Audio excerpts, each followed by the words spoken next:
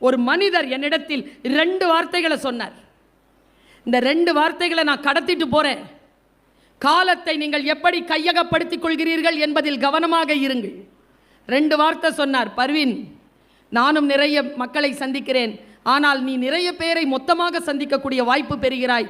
எப்படி மொத்தமாக யாரேனும் கூடினால் இதை சொல்லிடுறியா? சொல்லுங்க, நான் சொல்கிறேன். 2 ஸ்டேட்மெண்ட் அவர் கொடுத்தார். முதல் ஸ்டேட்மெண்ட், நம்மில் பலருக்கு பல திட்டங்கள் இருக்குது லைஃப்பில். இல்லாத திட்டம் என்ன தெரியுமா? ஒன்றே ஒன்று, நம்மோடு நமக்கு எந்த திட்டமும் இல்லை. உங்களோடு உங்களுக்கு திட்டங்களை இன்றிலிருந்து ஆரம்பிங்கள். ரிட்டையர்ட் ஆனதுக்கப்புறம் என்ன சார் செய்ய போகிறீங்க? தெரில மேடம். பையனுக்கு கல்யாணம் பண்ணி கொடுத்துட்டீங்களா? அப்புறமா தெரியல மேடம்.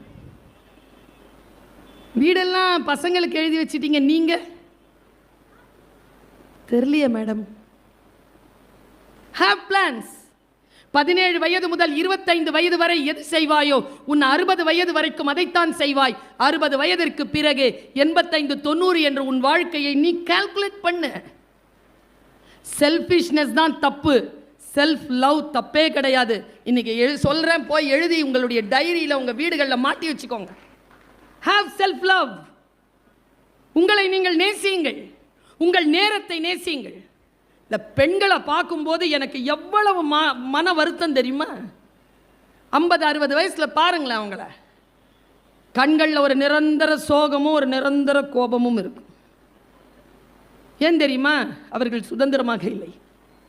சுதந்திரமாக இருப்பது என்பது என்ன என்று பர்வீன் சுல்தானா பேசியதை சன் டிவியில் நீங்கள் எல்லோரும் கேட்டிருப்பீர்கள்.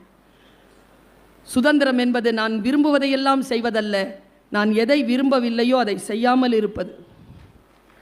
அது பெண்களுக்கு கிடைப்பதே இல்லை.